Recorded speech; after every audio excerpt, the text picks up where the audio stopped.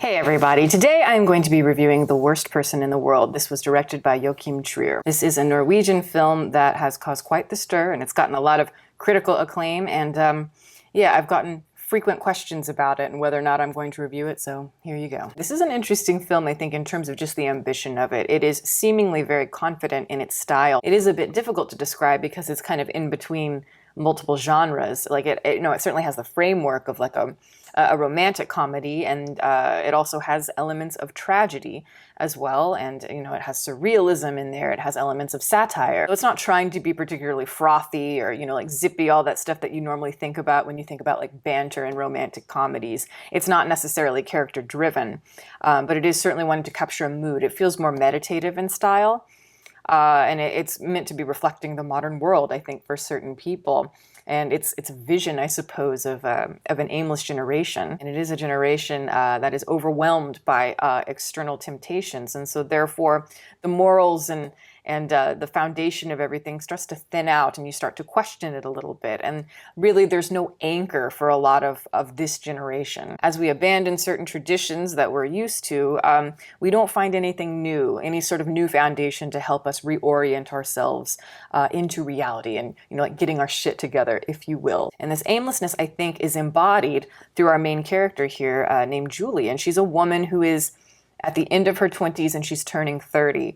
And she is perhaps at a crisis point when it comes to what are her goals, what are her future career aspirations, as well as her romantic aspirations. And, she claims that she wants perhaps a family, she wants children, just not right now. But she's not really sure why she doesn't want to have one right now. She just knows she doesn't. She's not ready. And I think a lot of people can relate to that, absolutely. And there is a really good line in the film that I think is kind of stuck. I'm noticing people talk about it, and it certainly stuck with me as well.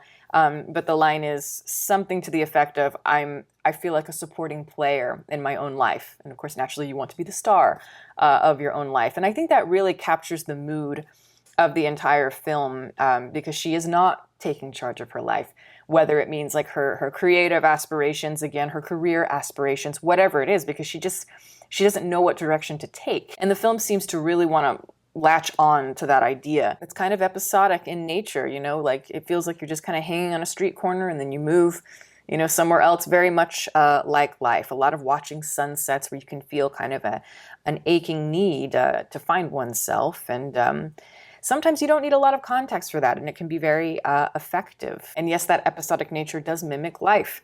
And so that part of it I do think is effective. And it uses that in a way, it basically breaks up everything into chapters. So it's using sort of like a literary structure here. And there are little gimmicks like that throughout the movie. And, at first I'm like, okay, I'm willing to give this a chance and see if I think it really works with the type of tone this film is going for. But I have to say, even though certain scenes affected me more kind of out of context, when I look at the whole film together, it did not work for me. As I'm watching the movie, it just felt kind of like I'm trying to grab onto something, but it's kind of slipping through my fingers like sand. This is a film that I think really does want to be emotionally resonant by the end, because it does kind of turn into a bit of a tragedy. And yet the emotion did not affect me that much, I think, because it lacked a solid foundation. It wasn't really, the roots of everything weren't settled into anything that felt sturdy. And it is a bit of a muddled thesis, at least it appears to be to me on an initial viewing, and I'm not quite sure what it's getting at. I'm not sure what I'm supposed to get out of it in the end. There is an ambition, I think, on paper to capture the essence of this time in all kinds of different facets, especially kind of the social trappings of today and how that affects us and what we want.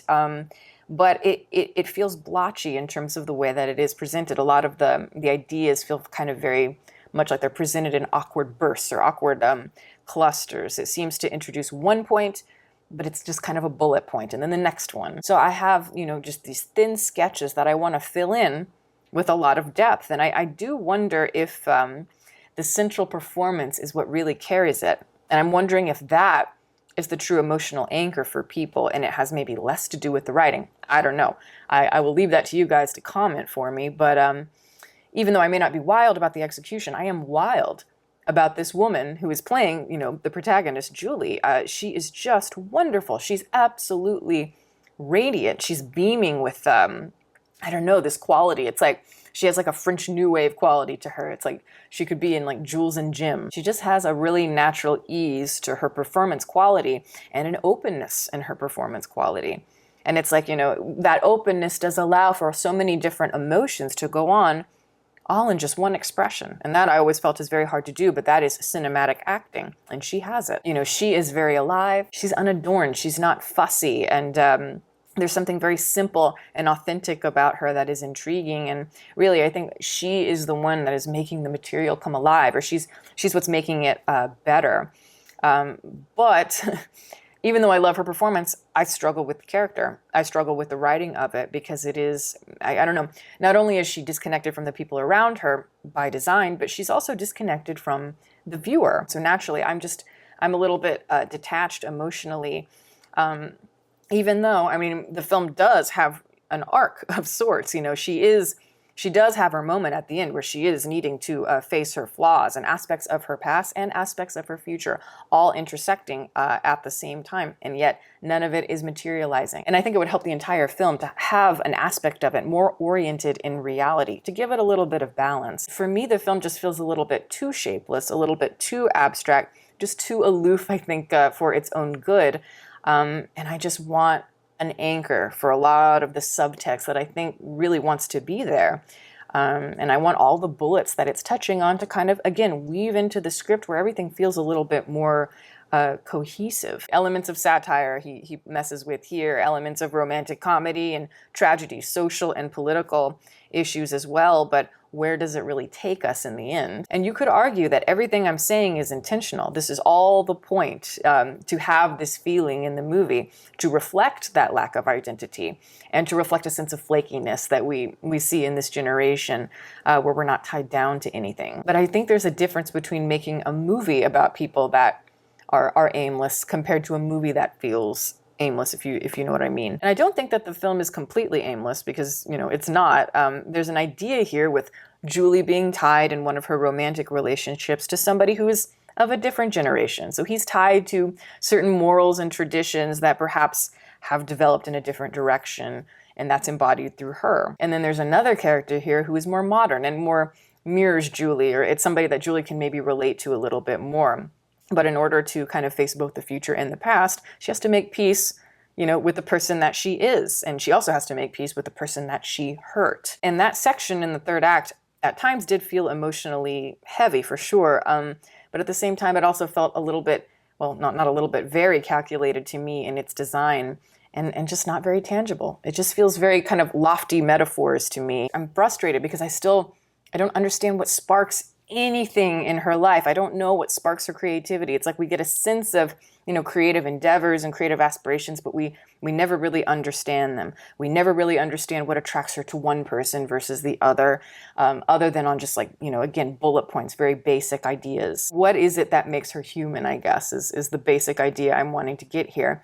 Because none of these characters to me really exist in reality. Again, they just feel kind of like symbols, and they pop up when it is convenient. It reminds me a little bit of a movie like Annie Hall, which is also very confident in its style, because this film also has kind of cheeky elements and, like I said, satirical moments that are mocking a literary structure, and it even dabbles in the surreal. A lot of it just feels slightly off the mark, conceptual for the sake of being conceptual, and it just doesn't feel like it's very cohesive again. So ultimately, it's just kind of a stray gimmick. And I noticed this with several sequences. One sequence in particular that I didn't really care for was it's right when she's about to break up with her partner. And this is closer to the beginning of the film. But she decides before she does it, she's going to literally stop time. Everyone around her is going to stop. And she's going to run and be with the new guy that she's interested in for a day. So it's this sweet moment while the whole world literally has stopped. And I can admire the sentiment there. I actually think that would work well as maybe a short film. But in the film, I don't know, it just felt kind of empty as a metaphor. A lot of the feelings that it's trying to convey here, it feels like I've already felt that, in the lead up to this sequence. And it's pretty clear what she's experiencing, even just in wordlessness, in an immediate sense. So a lot of what you see here just kind of feels redundant rather than enhancing the moment as it should. And I felt the same when it comes to the mushroom trip that happens later in the film with her new boyfriend.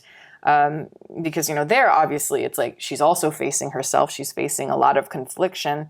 And you would think that that psychedelic framework would highlight a lot of things that you couldn't do in reality. There's just such a wonderful opportunity to provide insight and enlightenment, all these things that you wouldn't normally be able to do. And yet it also felt a bit shallow to me. A lot of what you're seeing, the imagery and everything, it's very kind of cookie cutter Freudian stuff. Certainly well done, the effects and everything, but I mean just more in concept, it's falling flat for me. Any revelations here have already been made clear or are about to be made clear in the near future in ways that are more resonant, I think. There's just no resolution that feels satisfying to me, and by the end of it, I feel just as lost as the main character, maybe even more so. This film felt like I went shopping and I tried on a bunch of different outfits, and some of them I really liked, but none of them were quite fitting. So ultimately I left empty-handed. I do think there is heart here, and like I said, certain scenes I like from an emotional standpoint, and I'm a big fan of ambition and creativity. It's like there's not a lack of talent going on here. I don't know, I feel like there's a lack of an anchor, as I said. I'd like to see maybe more interest and devotion to the main character and to a more clear thesis.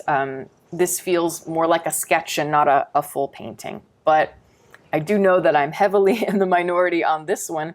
So absolutely, tell me what you think about it. Tell me what I'm missing, because I always love to hear your thoughts. But that is the video. Thank you guys so much for watching. I'm going to plug my website. As always, it is deepfocuslens.com. I am an artist and I do commission portraits. I also sell prints of my work. If that's something you're interested in, you can always go to the website below. And if you have a question about a commission or a print, you can always email me. My email is in the description box below as well. Also, I'd like to give a huge shout out to my patrons who have been wonderful. Thank you guys so much for your support. If you are interested in supporting, the link for that is below, as well as the rest of my social media information.